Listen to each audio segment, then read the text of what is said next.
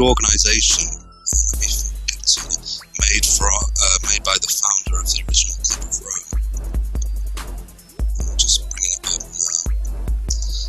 And through this organisation, which everybody should have a look at, there's a book which is called World Shift 2012, and they also have a website called worldshiftnetwork.org. And Irvin Laszlo is the founder of it. And it has a lot of high-ranking people, all the same sort of Maitreya people, like Gorbachev and all these people. But yeah, they're hammering themselves now into they're doing their whole 2012 big shift thing. And if you read, I haven't read the book, but I've read some of the bump and what you can read of it for free without buying it. Yeah, maybe it is available for free. I'm not sure now. But it's going into really, really out there new age sort of stuff, So they're moving at increasing speed. Thank you for bringing up new age. You just remind me of the reason why I hate Edgar KoHCeH so much. That guy, was definitely the father. Okay, there was Freemasons, actually organizing the stuff and but I say that guy was the first spiritual leader of the New Age movement in America. I say that right now. I don't care what anybody y'all bring up any other names. No, I say that's that nigger right there. You could talk about lots of shit. I mean, actually, give it to say because of his Christian credentials, you think? Yeah, to make it mainstream. Because there's other guys, but they weren't mainstream. Edgar KoHCeH was the one who made it mainstream, dude. You really look into it. No, I don't disagree with you, but I've never really been taken by that whole thing of the KoHCeH. I've never been not even for a moment from the very first time I heard of it. It's this reeks of shit, man. Man, no, I'll tell you what reeks of shit, dude. David Wilcox, this motherfucker, dude. He's the fucking reincarnation. I tell you, that guy, David. I remember a few years ago there was a thread about David Wilcox. I happened to just been watching this YouTube video, and he was saying, people don't need to be worried about the brain chips. It really doesn't matter. It's just we're going to ascend or transform before they even get a chance to put them into our heads. It's so full of shit. You know what's another bad thing about... there's so many bad things about David Wilcox. One, he's one of the biggest scam artists. But the other thing is, everybody Still looking for this thread. Man, I was gonna say, man, everybody thinks of me as a gossip motherfucker. That David Wilcox is the absolute biggest gossip in the world. He's a bitch as well, isn't he? I've seen him at the conference, and somebody in the audience said something that he didn't like, and he got all huffy. Yeah, man. He is so passive aggressive, man. It's I really dislike that guy, to be honest. I'm just waiting for the day he loses all his money and is homeless on the street. I'll be so fucking happy. Him and Dr. Deagle. Those two sons of bitches. Okay, alright, I found that thread by Plastic Fan. Oh no, it's a different one. Hang on, I'll keep searching. I guess I should ask you some other questions. Oh, here we go. Against Synacky, Rise of the Rough Beast. That's an interesting thread, which you definitely should have a look into. ConCen. All about the 18th century, 19th century occultists, the well-to-do, upper class, if you like, occultists, and their connections, albeit not always wittingly, to the Synarchist formation, which I still believe is one of this thread goes into it for sure. It's one of the underpinning motivations behind the EU superstate. What the hell is Synarchism? I'm going to read from the thread. The thread says it better than me.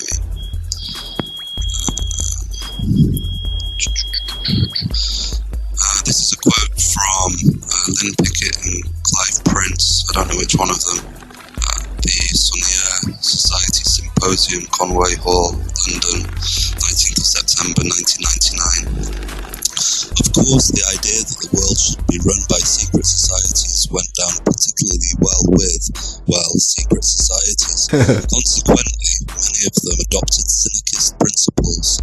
In fact, St. Yves' ideas transformed the esoteric underground of Europe, particularly France. Some of the greatest figures in subsequent occult history were devotees of St. Yves, or Yves, which is not surprising because occultists, their love of hierarchy tends to be naturally totalitarian and egalitarian. You got that right.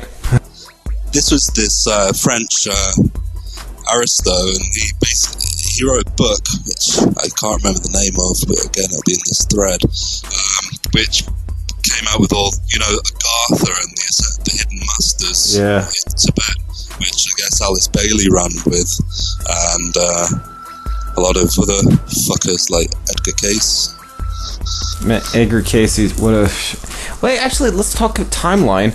Who was, let me think, Blavatsky was before Edgar Cayce. Yeah. She was. I was just remembering. I forgot everybody's timeline. But this is the thread I was on about, not the Cthulhu one. I think I'm not reading it now, but I get the feeling it is from looking at a few words on it. Yeah. So Blavatsky and these people were influenced by this French aristocrat's mythos of Agatha, which I guess is simulcrus to Shangri-La or something like that. But within Agatha were these ascended masters, which Blavatsky then ran with, and potentially that's where this ram from Atlantis came from. I think the ram was H.P. Lovecraft, but anyway, either way, it's just exposing it all as a sham.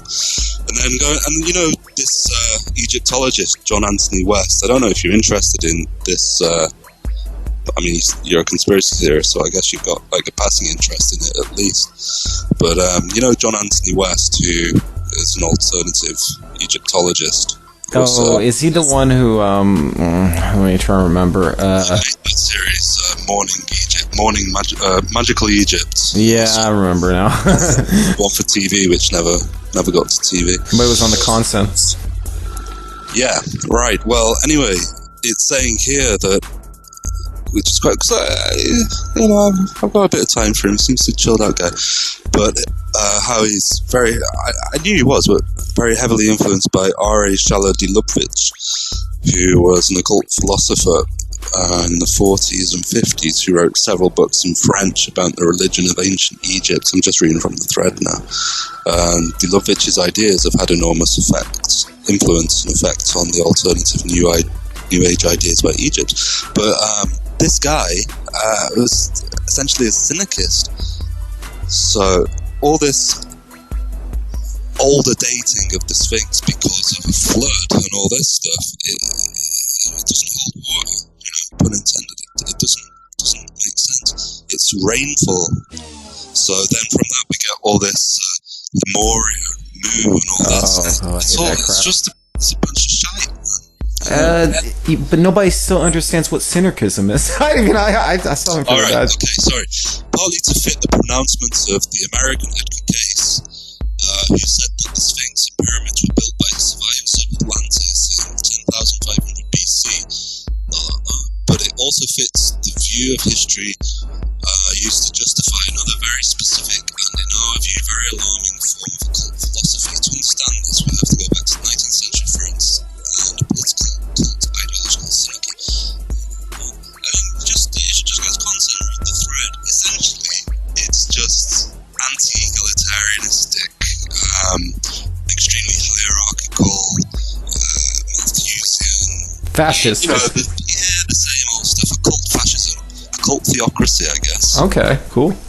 Well, not cool, but I understand it now. Yeah, but it's a great thread because it's really strongly tying it to the EU Union. Man. Where we both live. Yes. Hey, man, I gotta, I'm kind of like a down-to-earth person for a lot of things. I'm gonna give some advice. I've been reading the other thread at the ConCen forum, the long story standing history about GSRX Junkie and his courtroom bullshit. Yeah. Look, guy, okay, man? Not just you, anybody else. If you're having problems and like your life is getting fucked up, you know, there's a little secret solution you can do. Get the fuck out of your country. I'm not saying that me or Neek did that. Hint, hint. But I mean, like, what the fuck is keeping you in shitty America? I mean, you could like. I did want to say that to him, but you know.